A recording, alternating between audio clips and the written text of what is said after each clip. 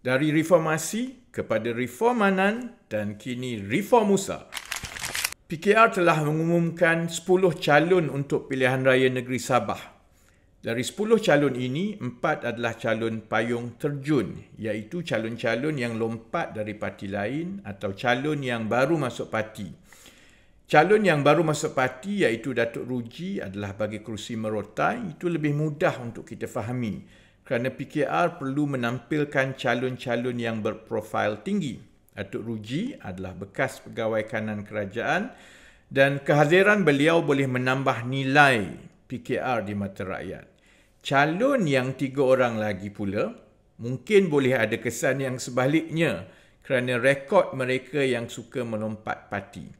Datuk Yamani Hafiz Tun Musa Aman adalah anak kepada TYT Sabah sekarang. Sebelum ini menganggotai UMNO, kemudian Bersatu dan kini PKR. Maksudnya parti yang berkuasa di persekutuan, parti itulah yang akan jadi platform politik beliau. Begitu juga dengan calon melalap Datuk Jamawi Jaafar.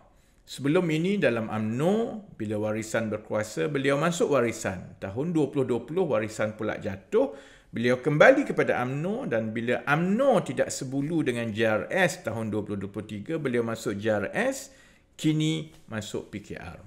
Seorang lagi calon ialah George Yu, asalnya DAP, kemudian masuk warisan dan sempat menjadi pembantu menteri. Bila warisan jatuh, masuk JRS dan kini PKR. Dalam PKR, dari dulu lagi ada pandangan yang berbeza mengenai calon-calon lompat. Satu pandangan merasakan calon lompat adalah seperti durian runtuh kerana yang melompat itu selalunya sudah ada nama, ada pangkat dan mereka ada pengaruh.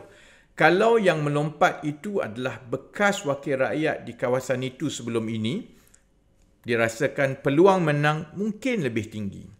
Satu lagi pandangan berpendapat ia tidak serasi dengan jiwa reformasi yang mahu melihat ahli politik yang berprinsip.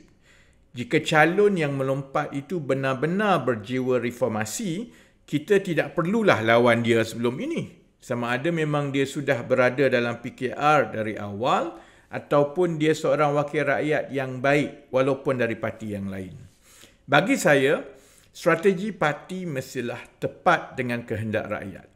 PKR tampil di persada politik negara dengan janji untuk membawa politik baru dan membuang budaya lama yang menjadikan mandat rakyat itu sebagai percaturan untuk tawar-menawar. PKR pernah ada pengalaman masuk pilihan raya dengan menampilkan bekas-bekas wakil rakyat yang melompat parti, iaitu semasa pilihan raya negeri Melaka yang lepas. Keputusannya tidak baik. PKR kalah semua kerusi walaupun dalam PRU 2018 PKR mencatatkan kemenangan terbesar dalam sejarahnya di Melaka. Setiap dari kita, apatah lagi yang memimpin parti-parti politik ini, akan terus berdepan dengan dua pilihan dalam setiap keputusan dalam hidup kita. Sama ada kita memilih jalan pintas untuk menang, contohnya ambil calon lompat yang pasang siap, atau kita memilih untuk menang atas usaha kita sendiri melahirkan calon-calon yang kita didik sendiri.